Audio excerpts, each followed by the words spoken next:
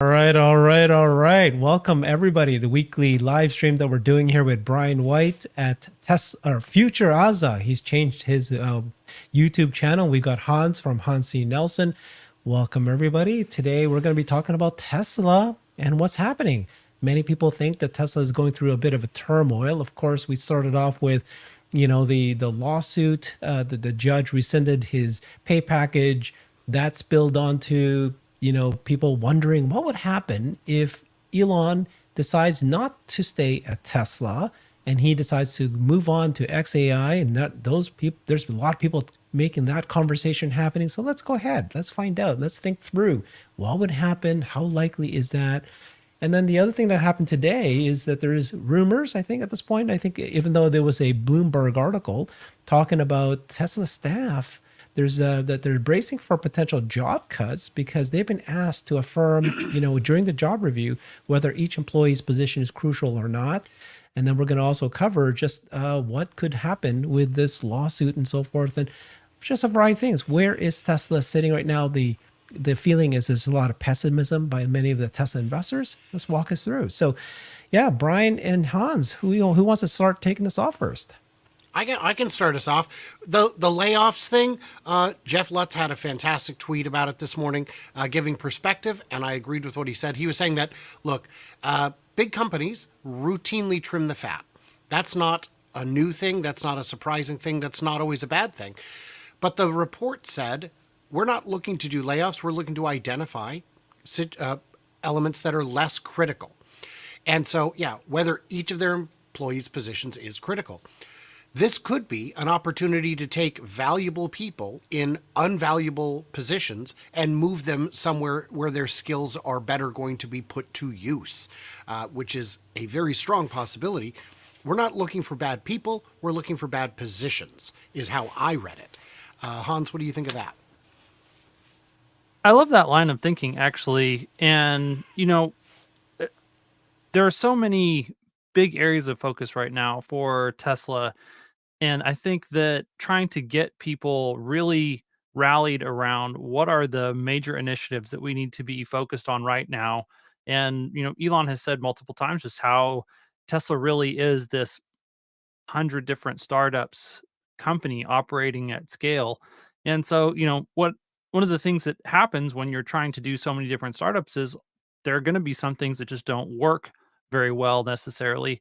And so this could definitely be an attempt to identify, okay, what's not really working, what's not moving the mission forward, and how do we get those people and reallocate them to more critical areas like the 4680 battery ramp or, megapack factory expansions and those types of things that, are critical to the mission and are also making good progress and working very well.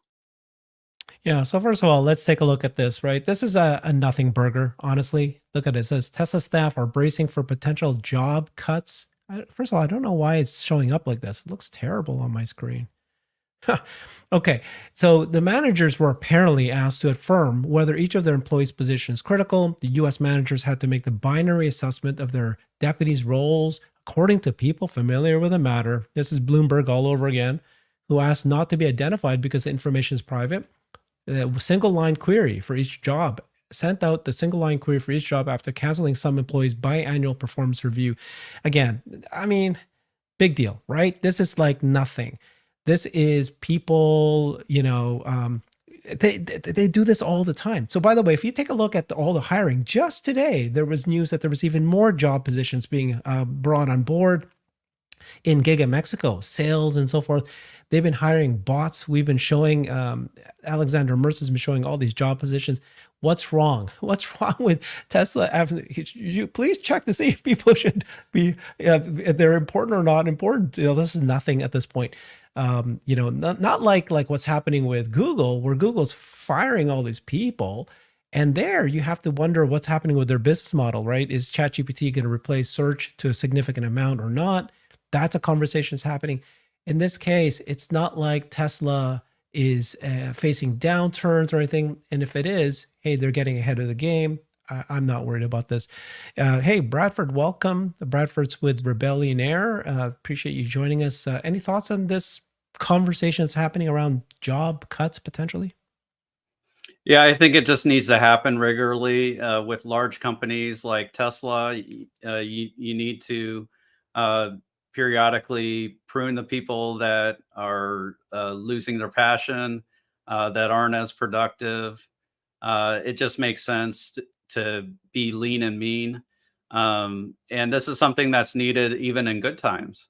So even if Tesla is rocking and rolling, you can't just grow unchecked. And this is the problem that Google ran into, and many tech companies who overhired during COVID. And you had a group of these Gen Y or whatever people who joined, and they didn't have work for them, and then they end up letting them go. And they're like, okay, well, you never gave me work. I think there was this famous case where there was someone who was hired into Meta or Facebook, and Mhm. they never had work for them for like 6 to 9 months, and then they eventually let them go.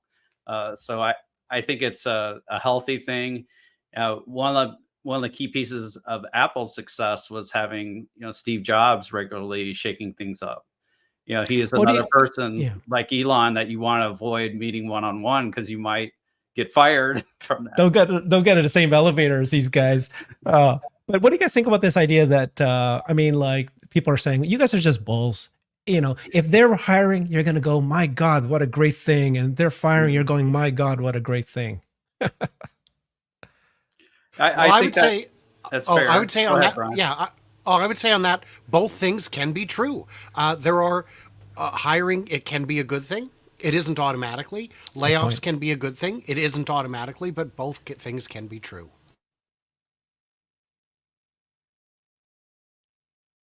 Yeah, no, for sure. I mean, like Elon called it correctly months and months and months before everyone else started following it. What 2 years ago, he started to let go of people, anticipating a recession happening, and it was the right thing to do. He called it correctly.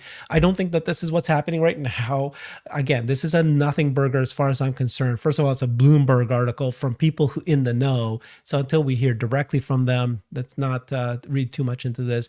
And again, like I've been saying, there's been tremendous amount of hiring for the last several months, the last 3 months, and they're really gearing up for things.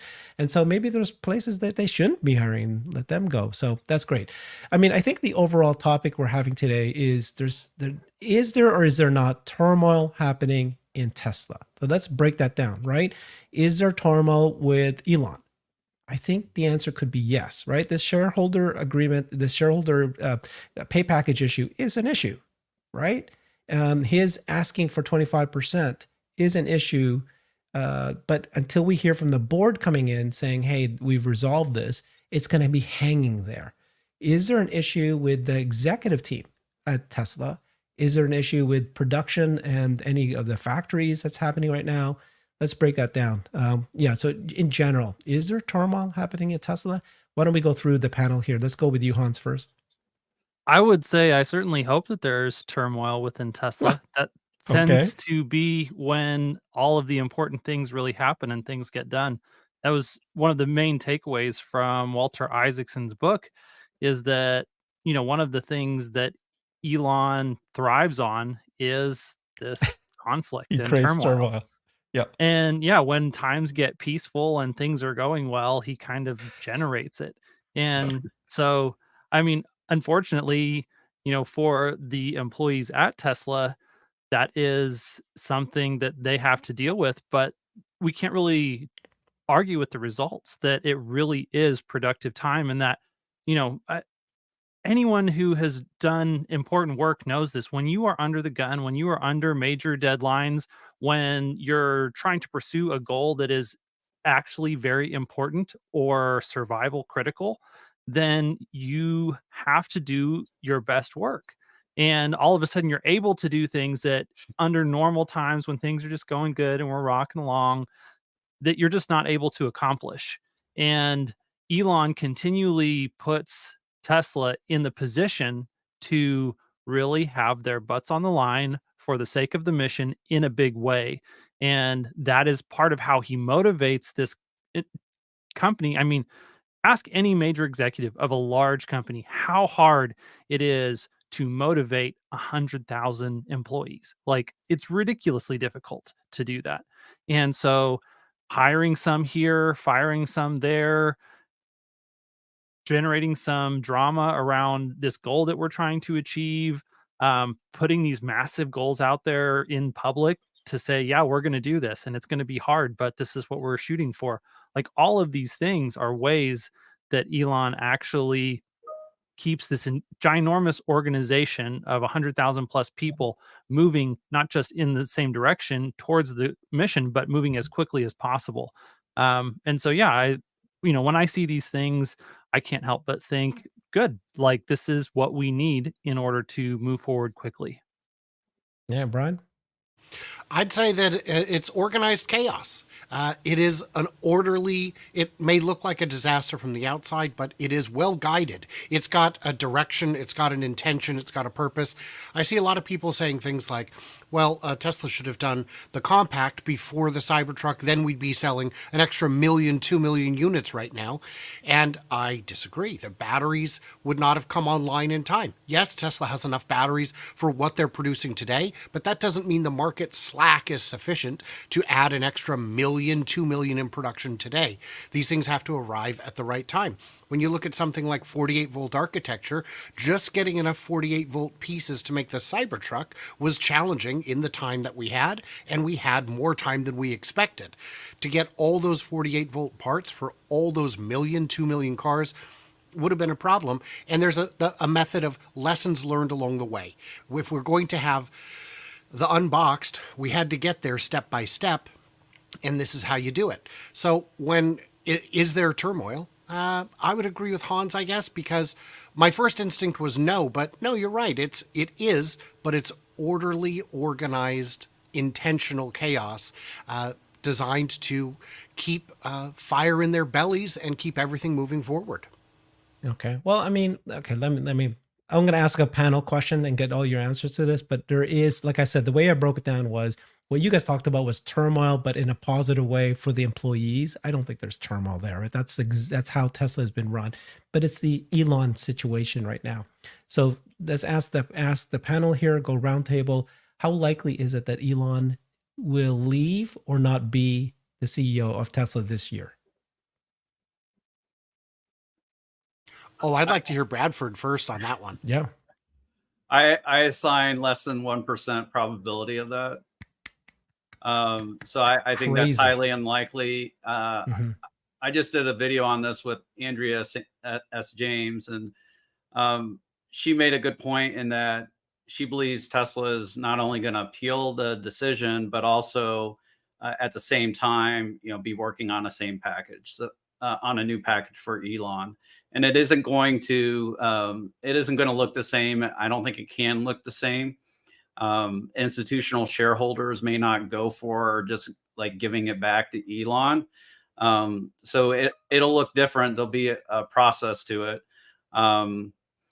Turmoil with the executive team, I would say generally not. There may have been some disappointment with the second generation of Dojo, and that might have been why those people left. But other than that, I don't see anything. And in fact, there's rumors that some people are back at Tesla that were gone at one point, that were big in Elon's sphere. So I think generally things are much more chaotic under the surface for Tesla. It's much messier than the vision that Joe Justice portrays, where it's kind of like this. He portrays like this artisanal manufacturing where you can just split off sections of the line and test something new. And there isn't that room at Fremont or Giga Nevada to do that. And it may even be limited other places. There is a bit of chaos where they try new things, it doesn't work, and then they have to fix it. But at least there's that passion that drives all the employees forward to fix it, get it right, and do all that. So I think this is something we should generally expect to have some chaos under the surface. So Bradford says 1%. What do you say, Brian?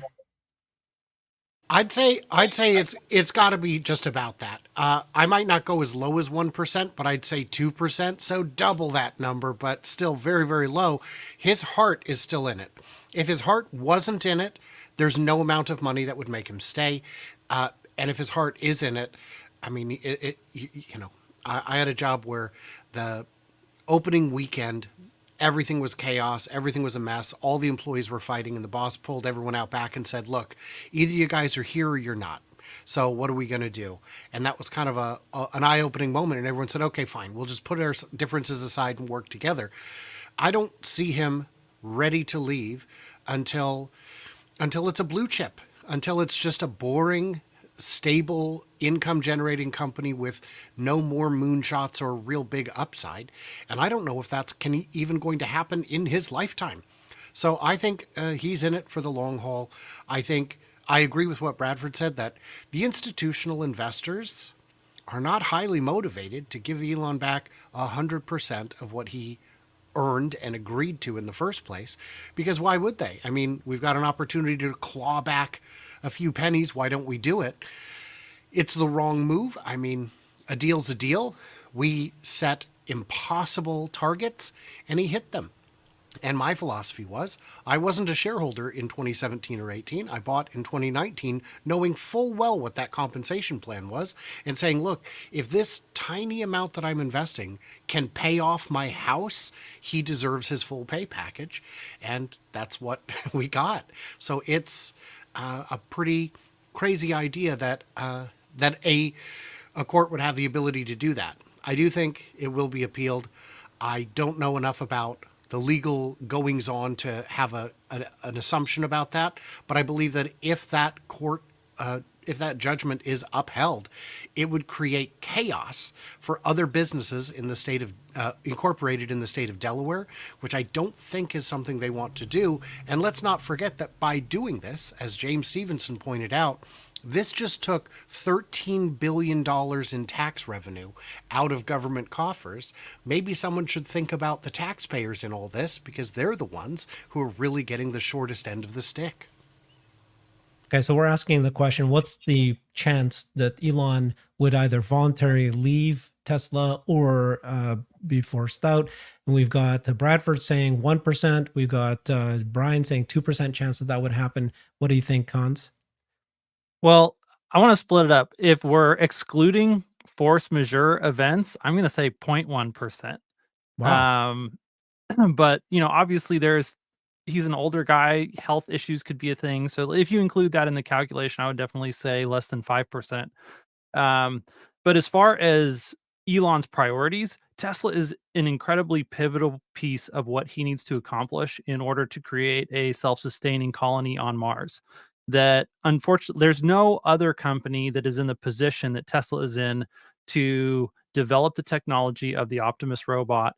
And without Tesla's resources, without the factory as the proving grounds to develop the technology, all of that stuff just gets much, much more difficult. And so I think that, in all the impossible problems that Elon has had to solve over the years, trying to figure out how to reallocate whatever needs to be reallocated for him to stay at Tesla and continue to be able to develop these technologies at Tesla, that's trivial compared to things that he's already accomplished. So I think that absolutely will happen, and that his heart is fully in that mission as well. So yeah, there's no reason for him to go and take those things outside. They just have some back of the house logistics to figure out to make it feasible.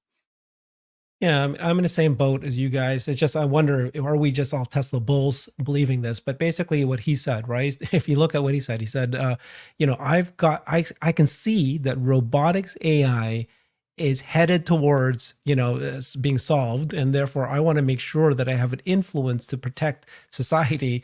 And I just want to have, 25% of voting control, just to have some influence on that. That is bullish. Think about if he were to take that outside of Tesla, that's what, a 2 to 5 year handicap? That 2 to 5 year handicap that you take by leaving Tesla to do that robotics and AI work is a window of time that you cannot afford to be on the sidelines at this point in the race. Like, you have got to be in the race. You've got to be full speed ahead. If he continues to develop it at Tesla, they're clearly in a leading position. If he takes that and goes outside of Tesla, then all of a sudden he's at the same place as all the other players like Figure AI and the Chinese Yeah. player. In fact, I would say even at a handicap compared to a lot of the Chinese players that are going to have huge backing by the government and obviously are very well sourced in their ability to get other people's intellectual property.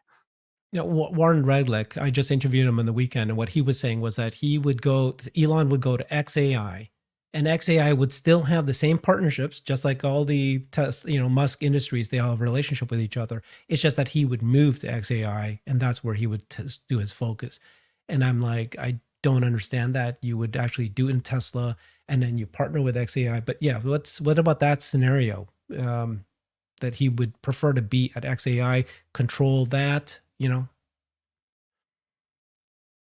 I don't understand the relationship between the different companies, and I'm not sure if the answer is even known. Is XAI where Grok was developed, or was Grok developed at X? No, And XAI, are they? yeah. And so are they paying a license fee? Is it a partnership? Well, I what don't they know did how any was of that works. what they did was XAI said that X now has a 25% ownership of XAI, and that Tesla, Elon confirmed that Tesla is going to have an ownership of XAI, and that's how they can then share all the work that they do. Yeah, I don't know. I don't have a good answer on that, I guess. Yeah, I So don't think what? it's. Go So ahead. what about the eVTOL? Like, does Tesla need to start it there first so Elon can't take it elsewhere? What do you mean? So yeah, eVTOL. He's talked about it. What do you mean? That Tesla will what? Sorry, what's your So point? like Elon seems to be like taking these ideas outside of Tesla. So Hmm. like what's to protect Tesla shareholders or Tesla from Elon taking eVTOL to SpaceX, for example? Hmm. Well, I mean, the If only we don't reason he compensate him fairly, I think that, yeah, the risk of him doing that elsewhere is much higher.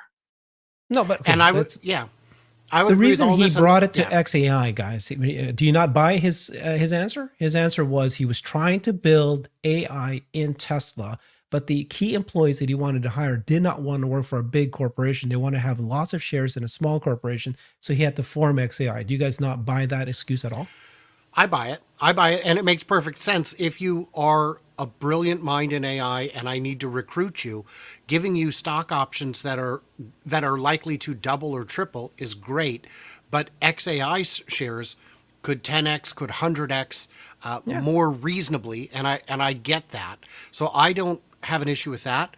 The question is moving forward. If the judgment is upheld, if the shareholders are unable to give him back the package that was stolen from him in the largest heist in world history, Mm-hmm. are is is Elon going to be able to? Is he going to be motivated to keep these products inside Tesla? Or is he going to say, no, you know what? Any new idea I have is a whole new company every single time. And it's a real risk, I think. Yeah, I mean, the same argument about why he had to incentivize those early employees to join XAI is a valid argument that you could make anytime you start something that is really at the cutting edge of technology. And so, I mean, yes, it's a valid set of reasons that exist, and I don't doubt him. And I believe that that is an issue that he was facing with XAI. But for Okay. Well, if we go wait. back to Yeah. Bradford's example of eVTOLs, well, what about all the engineers that are going to want to work on the eVTOL project? Are they going to say, "Hey, I would much rather have a private company that I can actually have a large percentage of stock ownership in?" Like the same argument could be made there as well. Okay, well, the couple points I want to make. Okay, so first of all, does it matter? eVTOL, right? Just the company today with bots, with energy, right? What's the other thing I'm missing now? Autonomous driving. We're all going to be very happy. That I mean, are we hoping that what this brand new idea that hasn't come yet? What if that doesn't happen to Tesla? I mean, we're already very happy. Here's somebody said this, and tell me how true this is. One-eyed man says, Long after he said all these things, he threatened to pull all of it, including robot, out of Tesla. Elephant in the room. Okay, it's no longer an elephant in the room. I brought it into the topic. How is he going to pull robots out of Tesla? How does that happen? Impossible. What are you talking about? Impossible. It's already the patents filed already say Tesla on them. It's part of the company. That would be a legitimate lawsuit against whatever company that would become. That's not how that works. That's crazy. Anyone else have a thought? I'm curious to Yeah, hear what Bradford has to say. what they could do is they can incentivize the workers. So like for XAI, if you meet certain milestones, you get a 100x return. So like that could be done in Tesla. So eVTOL or whatever it is, HVAC or whatever new thing that gets people excited. If we're successful in this area and we bring it to a certain level, we could structure a compensation package where they get very wealthy from it. Doesn't Yeah, have I to like just that. be Elon that gets packages like that. No, that's great. Where I'm not giving you 10,000 shares. I'm giving you a variable scale based on performance. I think that would. I don't see why that wouldn't work and wouldn't be equally motivating. But yeah, that's a good. That's idea. one of the things, honestly, that was the most frustrating to me about the judge's ruling, because at least I kind of took it as just an attack on the idea of performance-based incentive packages. And I know from personal experience in managing people that performance-based pay solves so many issues. It aligns incentives, it keeps good employees, it disincentivizes poor performance. Like, there are so many positive things for operating a lean and efficient and effective business that is just hugely beneficial from performance-based pay. And yeah, that was hugely frustrating for me. Let's play around with this scenario just a little bit more. I don't want to because it's so dumb, but let's say Elon is no longer part of Tesla. What happens? I'll give you my quick answer, which is nothing. Honestly, yeah, Tesla is already at the point where the car company, the car business is going to very, very succeed. You've got people that are building factories. They've already automated it. Elon's already put in his efforts there. It's not going to slow that down. Energy is not going to slow energy down. I don't believe it's going to slow the bot down, and I don't think it's going to slow autonomy down. All of these are already reached the point that they're off on their own at this point. Maybe slow it down a little bit, but not significantly. And it's all going to be very successful regardless. What it will slow down is obviously the new innovation that you were talking about, Bradford. Those kind of stuff that comes and that may, but so what? So now we're like a $10 trillion company. We could have been a $30 trillion company instead of 10, you know what I mean? Like, we're still going to be very, very successful. We already have executives that are incredible at Tesla that are running the company. It's not like Elon is already there that much already anyways. What's your opinion on what would happen if Elon is not there anymore? I'm going to agree with everything you just said, which is we saw at Investor Day how deep the executive bench is, and it is deep. These are all very smart, very capable, very highly motivated experts in each of their respective areas. And this is, we're at the point where when Steve Jobs left Apple, there was a lot of concern that was left. When Steve Jobs passed away, there was a lot of concern that was the end of the road for Apple. They'll never grow, they'll never execute. Well, the roadmap was already laid out. All they had to do was follow it, and they have followed it. And with the Vision Pro that we just saw, we see that the company can live beyond that original vision. It has grown tremendously. To discount the idea, now the share price may take a short-term hit for sure. Yeah, for sure. Because for sure. of the excitement and enthusiasm of the key man being absent. But the company itself would be very, very strong. When Elon was talking about taking the company private at 420, I don't think we would have seen the successes that we have seen since then. When he was looking to sell the company to someone at Google or otherwise, the company would be a pale shadow of what it is today had that happened. But now we've gotten far enough along on the roadmap, and the roadmap going forward is very, very clear. Bradford studies the megafactory situation in Lathrop and soon to study it in Shanghai. And he's got an insight on this already existing second huge business within the company that's only going to grow. And it's very exciting. And the idea that the company would somehow falter on a fundamental basis, I think is completely mistaken. So I'll punch back a little bit about Apple. So the rate of growth did slow coincidentally after Jobs died, and maybe it's just a coincidence. But their earnings growth slowed, their revenue growth slowed. Um, that may have been a coincidence. I agree, like that the current projects would still continue. The market would essentially discount like potentially a slower rate of growth. What Tesla will need is they'll need someone in charge that's willing to shake things up regularly, like I had talked about earlier. Um, so Sorry, yeah, what? Repeat what you just said there. that What does that Tesla need? they need someone who's still willing to shake things up regularly. So Which to is Elon. yeah, do the regular trimmings of people, Yeah. make the tough decisions, trim the fat, get rid of the bureaucracy, push hard on everybody on a regular basis. So I think the stock would be down on that. Um, but I think that Tesla is going through a couple things that are slowing it down presently. Like Brian said, they need to learn their lessons along the way. So with Cybertruck, you have 3 brand new machines that they're using that are like hardcore technology problems. So they need to learn those lessons before they move on to the Cybertruck. Um, and the other piece is supply chain. If you're looking at the Gen 3 platform, we're talking about a platform that could do 5 million cars a year.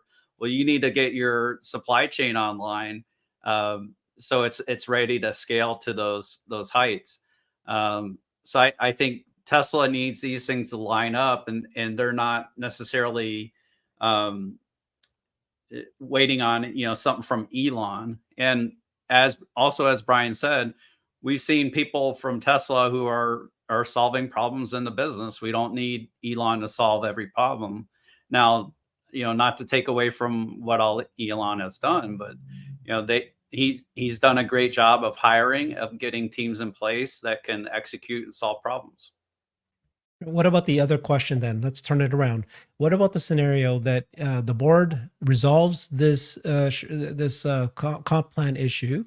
They come out, Elon comes out and says, we've got this resolved. I'm here to stay. I'm very committed. I want to make sure that robotics AI has a good future. Tesla has a good future. Is the stock today depressed a little bit because of this uncertainty with Elon now? What happens when they say, done, committed? I think it's a relatively minor depression in the stock price currently. Like, we may get $20 out of it or something. Depending on the timing, it could coincide with some other things starting to go right. If we hear that at the same time that all of a sudden we see auto gross margins expanding and some other positive news, it could be the first catalyst in a wave of other things that do end up to a larger stock move overall. But I think that just that little bit of uncertainty is relatively minor in the overall stock price today. So I'm going to say that we've been looking at catalysts for this year, and on the surface, it doesn't look like there are many because factories are not nearing completion and ramps are incremental rather than exponential, apart from Cybertruck, which is still not expected to produce massive units this year, significant compared to the competition, but that's a very low bar. But some big financial catalysts, some things that could move the stock, is we've got enhanced autopilot is about to be approved in China, and we've got FSD is about to be approved in Europe. Even if the take rates are very low, that is almost entirely profit. That is so much gross margin that'll be added on, and it could only be $1 or $2 a share over the short term, but it's free money that hasn't really been considered and weighted just yet? I think the pressure has been on the stock because of just the negative momentum seemingly in the business on a relative basis, especially compared to other tech names. So people are looking at Nvidia's insane growth in their earnings. They're looking at Meta, their investments in AI paying off, and the same with Amazon. They're cost cutting with their and the benefit they're getting from AWS. So they're looking over here. They're not seeing something commiserate with Tesla over the short term. And so people are tending to get impatient with Tesla and are adding dollars to these other names. I do regular polls. I don't know how scientific they are, but I'll be like, are you selling Tesla and buying Nvidia today? And I get a number of people that say yes. Mhm. And it surprises me a bit, but this is just human nature, the FOMO and the impatience. Okay. Let's stick with the topic right now, which is, Tesla disaster coming. Is there a chance? What are play the bear, right? What is the worst case scenario that can happen at this point? Because right now, we don't know what's going to happen with the Elon and the board and the compensation scenario. That is definitely a overhang as an issue that needs to be resolved. But you guys have kind of downplayed it a little bit, saying it's not impacting the stock. It's not yet something to be concerned about. But what happens if it is? And then, just like you said, Bradford, right? Like, people are now there's money on the sidelines. The economy is looking better. They're trying to invest in growth companies. They're looking at the Mag 6, the AI companies. They're not looking at Tesla as an AI company. With this happening, there's going to be a quiet year, right? So what's the worst case scenario that can happen to Tesla? I mean, I think it Worst would have to case in be, terms of what? yeah, like you would require a whole number of things that are unlikely. Bot progress would have to slow down. We'd have to stop seeing these regular updates on bot. The wheels on Dojo would have to completely come off, and it seems like that's not the case since they're investing in, growing the expansion there in Buffalo, New York. Um, and then, all of that on top of something happening with Elon and him. I mean, the one thing that we at least should put our thinking caps on about is that Elon could die tomorrow and he could be Sure, suddenly gone that could from the happen. company.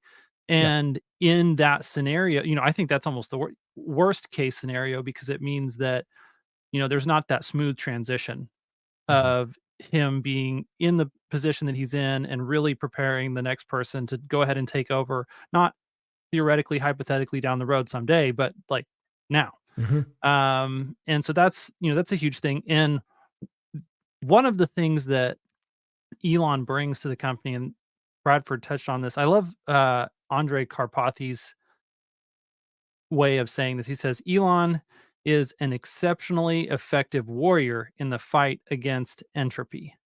And what is entropy? Okay, entropy is the thing that, slows everything down and gets it stuck and keeps it from being effective. And while I love seeing the incredible bench of super smart people, all experts in their field at the shareholder day when they laid out master plan part 3, one of the things that we did not see on that stage is a person besides Elon who had a good understanding of every single one of those pieces and Yeah. how they all fit together. And then combine that with his ability to trim the fat and motivate and hold people accountable and push people when they think that they're doing something that's impossible. And he's like, no, that's actually possible. You just need to work harder. Like, let's break through this stagnant thinking that you have. Um, so to have that person that's at that level and can do that function for startup idea after idea after startup idea all across the company is a very unique thing. And I think without someone who has that capability in his shoes, that Tesla will definitely slow down, just like we've said. And I think, slow down significantly. And I think that is going back to the Apple analogy. I think that is one of the things that Steve Jobs had that he was much better at than Tim Cook is. And I think that that's part of the reason that, yes, there's still that core Apple DNA that exists there, and they're able to do some things. But let's be honest, they're not executing on rapid progress the same way they were under Steve. And I think the same thing is what we would see in Tesla. And so if he were to suddenly pass away, that's what I think, or be incapacitated for whatever reason, if he was out tomorrow, I think that those are the things that we would really need to be concerned about moving forward, and looking for, okay, who is that replacement? Do they have that ability to see the big picture and to keep everyone moving in the same direction? Do they have the political savvy to keep this team and that team from eating each other, or keeping all of the difficult, if there's a weak leader at the top or a lack of strong leadership, then all of the political games just get turned up to 11. And so that would be something that we'd have to navigate through as we figure out, okay, who's that person going to be? And hopefully all of them are in strong enough ideological alignment to be able to handle that in a healthy, mature way. But all of that would just be things that we would have to monitor in real time and see what it actually looks like on the ground. I have go ahead, Brian. Well, I was going to say, what I would say on that is, what we need is, let's not worry about the CEO today. Let's worry about the COO. I would love to see a powerful COO, someone taking on a lot of the execution responsibilities. And I think there's been some names floated, like Tom Jew, like Drew Baglino, who would be well positioned today to take on a lot of that responsibility and add a greater sense of security, I suppose, to some of the more skittish investors. What do you guys think about that? Well, I agree with everything you guys said. Okay, COO is very important. Let me just add a little bit of a different thinking here, just to expand the conversation. Tesla is an ETF. It is made up of 20 plus different startups, and you don't necessarily need to have one person that is running everything at this point. You need somebody in charge of energy. You need somebody in charge of manufacturing electric vehicles. You need somebody in charge of autonomous driving. You need somebody in charge of bot. And if that person succeeds, that division can outdwarf the current company it is today of auto. You know what I mean? Like, so why do you need a person that's going to run energy, bot, and autonomous driving and all of it all one person? You don't necessarily need that. You need somebody who starts things, and then you have somebody running that entire business unit, which is very different. Each of those business units are very different from each other. Like an auto business is so different from the energy business, which is so different from the bot business. You know what I mean? Like, that's all. I just want to throw that out there. Do you really need an overarching CEO for the entire business, or do you need a CEO for each business unit? Because each business unit, by the way, is massive businesses. Like Dojo itself, there's NVIDIA that's doing what Dojo is doing, like that's an entire business on its own. Well, I'll just say real quickly before I really want to hear what Bradford has to say on this next, but in the situation that you described, the de facto CEO becomes whoever decides which division gets what money. Like, and I'm sorry, I don't want the bean counter being the de facto CEO. I just don't, because I don't think that that's going to be a healthy outcome for the company. Yeah, I don't know. Zach Kirkhorn versus Drew Baglino versus Tom Zhu. We don't know. I like the idea though, Herbert. It's almost like Tesla is a Berkshire Hathaway. They don't have that insurance float that they are investing, but they have profits from different companies, and they get to decide, which company needs capital to grow. They bought See's Candies a long time ago, and I think they might have paid like $100 million. And all they did was they kept the factory, but they took it from 2 shifts to 3. And then they expanded the availability at stores. They expanded the retail network. That's all they did. After that, it didn't give Berkshire Hathaway any more capital, and they used that capital to grow other businesses. So that's what you need, is you need operators in the areas of the business that you trust, and to allocate the capital efficiently. I got a little bear case if you want to Mhm. hear it. Yeah, let's So think of that. I Yeah. think like a plausible bear case for this year, and I'm just gonna go there. I don't know Mhm. how likely this is. I haven't assigned a probability. So we're seeing an uptick in Model Y production in Texas. Does that stick or not? Does that stay limited to about 4,500 or 5,000 a week? We saw a big uptick in Germany. Was that a limited time where they did that before the shutdown because of the whole transit situation at the Red Sea? Um, so, do we see second lines come online in Germany and in Texas? If we don't, that's going to hurt. If we have continued, Mexico dragging their feet or whatever they're doing with Giga Mexico, I don't know, what's going on between Tesla and Mexican government, but we're not really seeing dirt move yet. So if we see a lack of dirt moving completely before year end, besides expanding the roads, so like a lack of progress there. Lathrop seems stuck at like 50% production. So do do they get the batteries? Do they get the power electronics? Does suddenly that expand or not? If we don't see that, I think people might get a little bit impatient. So that would be a plausible scenario for me. What number do you need to hit? So let's say 2 million cars per year, and you're saying if these things are slowed down, maybe we'll get 1.9. What's your number that you think could be really damaging to Tesla? And when would you know? Would you know it by the second quarter, third quarter? Yeah, I'd say by the second quarter. Yeah, Tesla, they changed their tune on batteries. They say they're battery constrained. I think they got a burst from LG, they got a burst from CATL, and they were feeling good about batteries for a while. But they've since said they're battery constrained. that's not So what I heard on Q1, the Q4 earnings call. I heard them mhm, say we don't have any issues with batteries this year. yeah, okay. Well, You didn't hear? You heard something different? I didn't catch that part. So, like, Oh, they've they gone said back and forth on it. So, in late 2021, they said we are no longer battery right. constrained, and then Yeah. 2022 they totally changed their tune on it.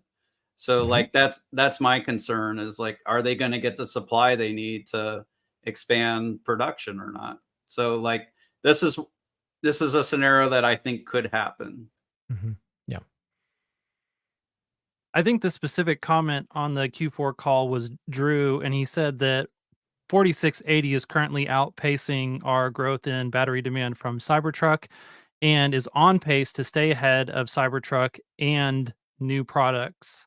Um, but he didn't go into detail on what products. And so, I think it's a somewhat ambiguous comment that you could take either positively or negatively. It doesn't necessarily mean that any and all products they're not battery constrained for. He was talking specifically about the Cybertruck and then some unspecified number of other products. I would say that on battery constraint, we are not at a point of infinite batteries. There are constraints. The megapacks running below capacity could be due to a limitation on how many LFP cells they're able to get from China. That would be a bit separate from saying that we have enough. Because what I heard on the call was what Hans was saying, which is that we are ahead of pace on the 4680s. And I felt that the rest of the battery question wasn't really addressed. We know they're trying to get as many qualifying cells so that buyers are eligible for the IRA credits. And if those come from Korea or Japan or China, they just don't work for that purpose. So that means that cells that would have gone into the Semi, which is using the 2170s, which would you rather do? Build one Semi or 10 Model Ys where your buyers now qualify? And that's 75,000 in buyer incentives potentially, maybe more with some of the state incentives. So it's a lot of it's a balancing act. It's a Yeah, so choreographed dance to find what all the cells you need of the right type in the right place for the right vehicles. then why would they announce that they're going to go full scale with the Tesla Semi, right? That's a positive sign. That means that they have enough batteries. You got LG announcing that they're building 2 new factories, one for 20, both 20, you guys know what I mean. 2170 and 4680. Yep. Thank you. It You was guys know also what I'm, very positive that Tesla's buying equipment from CATL, so they're and buying that LFP equipment, and they're yeah. going to try and copy paste it into the U.S. so they can get qualifying batteries. So I think the scenario I painted is unlikely, but it could happen. It's possible. And And then you had there are Drew saying positive. that, yeah, you had Drew saying that we're going to get to 10,000, finally full scale Lathrop. There's going to be 4 lines and that is exponential. We're seeing the exponential curve. I mean, that's what he, said at the earnings call.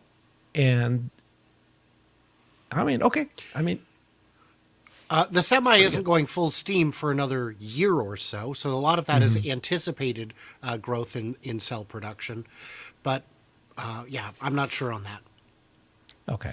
All right. So we talked about a lot of negatives about Tesla, what could possibly happen. We talked a little bit about what we think is happening. Do you guys want to talk a little bit more about the shareholder, the shareholder support that we saw from Amy and Alexandra? Do you guys want to talk about potential? What do you actually see in the next few months with Tesla? It was amazing. Amy and Alexandra decided, you know what, we want the shareholders' voices to be heard. If you're a real shareholder, please complete this survey. And a number of people tried to game it a little bit. But we all put our real names and our real addresses and our real share counts in there so that Tesla could validate those as needed and share our opinions on it. And I thought it was an amazing way to mobilize an awful lot of people. Tens of millions of shares were represented in this petition over the course of 4 days. And I hope that that's something that can have an impact. I don't know if it even can, but at the very least, it puts out a good barometer on how everyone's feeling and the state of things generally. Yeah, so let's report on that. So we actually had a couple of articles written about it. So Tesla investors pledge support for Elon Musk, his 25% ownership goal. Yeah, so then it became organized by Amy Steffens and Alexander Mertz. Then what they did was they actually were able to get signatures in a matter of 4 days, including 2 days, which are a weekend. 5,800 Tesla shareholders signed this petition. It represents 23 million shares, which is, I think, over, I don't know how many billions of dollars was it worth? 4.9. I can't remember how many billions dollars that represented it. And then we are all unanimous and united in our support of the Tesla boards of director and Tesla CEO Elon Musk. Amy tweeted this out, the shareholder letter, which they then mailed to them. It was a good article by Benzinga. And then Elon replied to her. She replied to her twice saying thank you. So it's something that he did appreciate. I mean, that's a massive, we were talking about, is there turmoil in Tesla, but the shareholders, the community is very supportive of Tesla. And and this shows an example of, we're not just here to rah. We're actually, people actually pull up their sleeves, put in work and actually support the company. Like, it's like, I'm a Seattle Seahawks fan. I live near Seattle and they call it like the 11th man, right? There's like an 11th player. So it's pretty cool. 12th man, sorry, 12th. Yeah, so that equates to roughly $4.4 billion in Tesla shares that were represented there. Mhm. But, not insignificant. What I'm looking forward to over the next 3 months is hopefully we get to see a wider rollout of V12. Holmars did caution us and say he's seeing more safety critical interventions with V12 versus V11.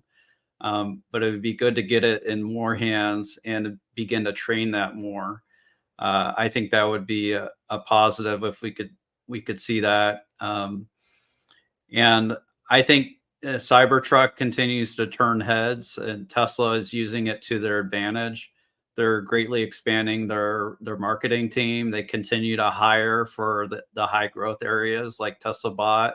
Alexandra and others have done a good job on tracking the hirings that are happening at various places for Tesla. So they are hiring in their growth areas, and um, so I'm generally encouraged by what the company is doing. I've been anticipating this gap year.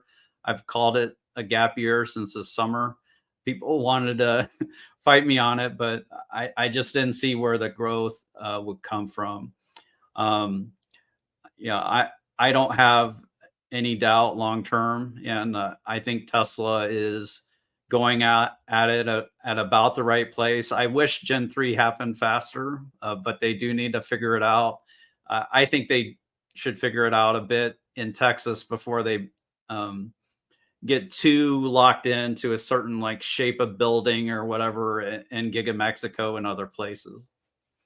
Bradford, what's your target for the year? 2.1, 2 million cars sold, deliveries? Less? I'm thinking beyond this year now. So I I thought before that they'd have trouble getting to like a 30% growth rate, which would have been like 2.36 million or something like Mm-hmm. that. Mm-hmm. And now it seems like most people are like uniformly below like a 20% growth rate. Um, I'm encouraged by the uptick in some of the production that we've seen coming out of Texas, coming out of Germany. I'm hopeful that it's going to continue. We're starting to see an uptick in Cybertruck. So I think we're going to beat whatever number Wall Street's lowered themselves to. I think they're at like 2.1 1.94. million or lower Yeah. now. Yeah. So I think we should easily beat that now. So I'm optimistic along these lines. Yeah, because when you were saying earlier that that we're going to see it, we're in between growth curves, which is what they said. You made it sound like that they're going to be really low. What they just said was it's going to be notably lower growth rate than it was last year. That's what they said. Still probably going to be 20% growth rate. You know, Well, and we're looking at like Ford just released their numbers, their big shareholder deck yesterday, and in it we saw that they delivered in Q4 34,000 EVs. And I look at that and think, you guys are so far behind that I mean, it would be laughable if it wasn't so sad. And I appreciate that they're putting a bunch of money into R&D, that they recognize the urgency of making a vehicle that's more affordable. But guys, get on it. You're running out of time, and I don't even know where Ford's going to get the batteries from.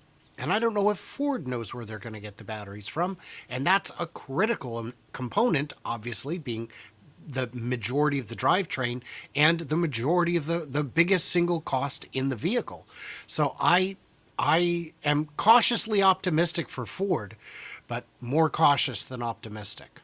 I guess the argument is that Ford and GM gave guidance, and their guidance are very good, more higher than what they have now. And Elon and Tesla did not give the guidance, and their people are thinking it's going to be a very bad year for us, and that's why this is all happening right now. Well, one other possibility is it's possible we could have a recession starting sometime this year, and that could negatively impact people's plans to buy cars. Um, so that's something that's potentially on the radar. Yeah, As the a, opposite could happen, right? And I know you probably believe this, which is the more likelihood chances that interest rates are going to be cut 3 times this year, and that's going to impact people buying cars. And who's going to benefit the most out of that is Tesla. Just like they were the one that was hit the hardest when they went the macro hit last year. They're the ones that are going to be able to take advantage of that for this year. I don't think that the analysts have considered that at all. And when I ask them, they don't consider the test the interest rates going down, meaning that the per month cost for buyers is going to go down. That's what Elon has been saying, but they just discount this. yeah, I think Tesla will at least hold prices steady as rates come down, and then that means your monthly payment comes down materially. and they've already lowered the lease prices. Tesla is, I think they're going to make progress this year in what may be a little bit of a tough year. I got to hop for now, but I really enjoyed this. Yeah. No, thank you guys very much. Thank you for joining us, Bradford. Yeah. Thank you, everybody. That was good. Yeah. Final comments? Yeah, I was just going to say I agree on all that. As rates come down, it's going to make a big difference for affordability and therefore demand. Hans? Yeah, I 100% agree. I mean, I think that Tesla right now is a great call option on interest rates for this year. If you think that interest rates are going to be materially lower by mid or end of this year, then that should be incredible tailwinds for margins and volume as well. So I think that like we said, those are probably, though, I think that's much more likely than us going into a recession and seeing further pressure on pricing. And if we do go into a recession, I think that the first thing the Fed is going to do is start cutting rates. And so, I mean, what does that look like if you're in a recession but also lowering interest rates? And we know they also love to print money, so we'll see. Okay, thank you guys very much. Join us every Wednesday for this live stream. Appreciate you guys. Bye-bye.